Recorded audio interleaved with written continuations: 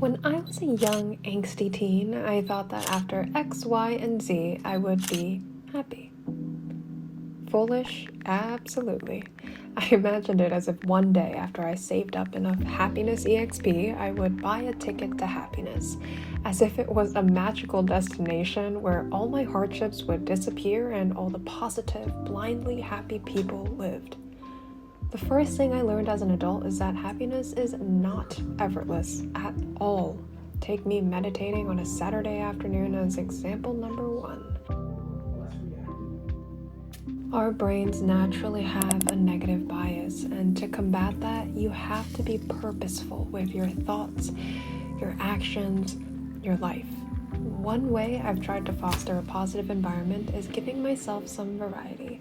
Perhaps not with my favorite breakfast, as I am a creature of habit when it comes to my favorite foods, but with my hobbies, my day-to-day life. Now, that doesn't mean you have to go 180 and change everything in your life. You start small, because nothing meaningful was created by one quick, thoughtless action. It starts by finding small things, little tiny things that make you happy, and you just keep going. For me, I explored hobbies.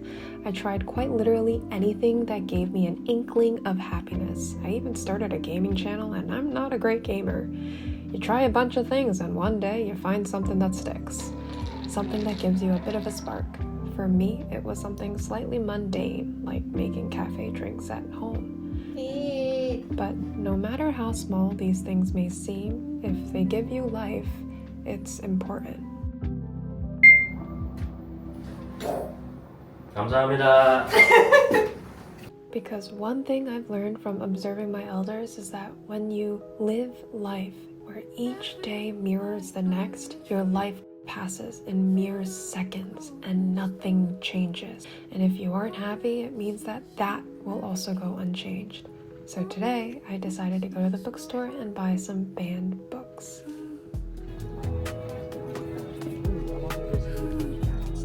They banned the craziest dude.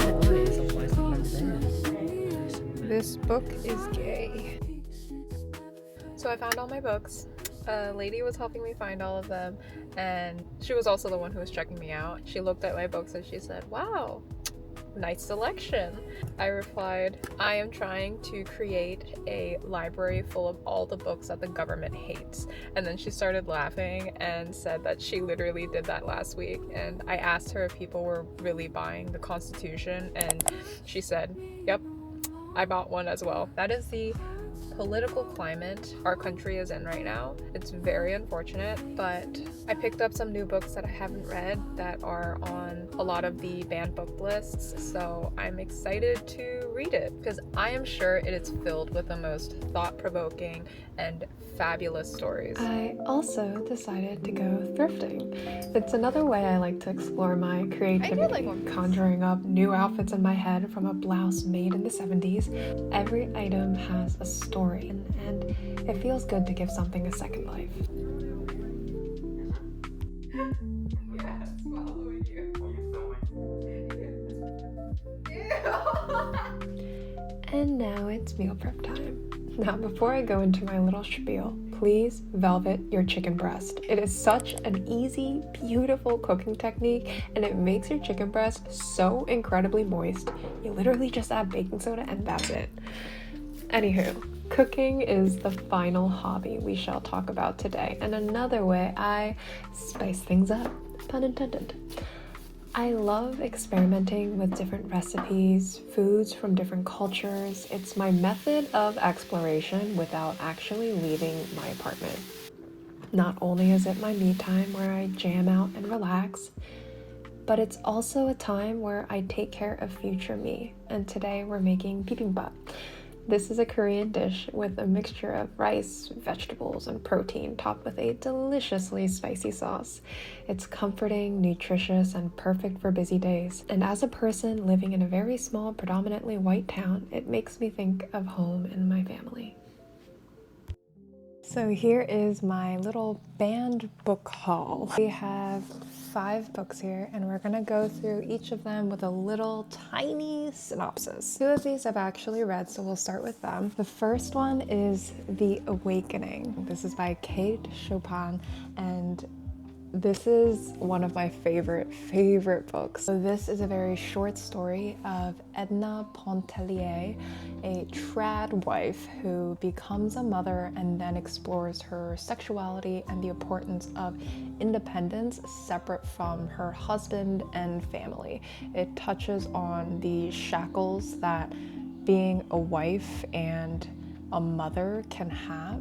The second one is Fahrenheit 451, and I think especially with the TikTok ban, the censorship that we're seeing online, as well as obviously the book bans that are occurring, this is very relatable. I strongly urge our younger generations to read this book. It's basically about a world where firefighters actually start fires and burn books because they're deemed as evil and dangerous. And this is something that a majority of the population in this world believes. It touches on the dangers of censorship and how it can truly, completely shape a society. And now these 3 books I have not read before. Please let me know if you have read them and enjoy them, or if you are interested in picking them up.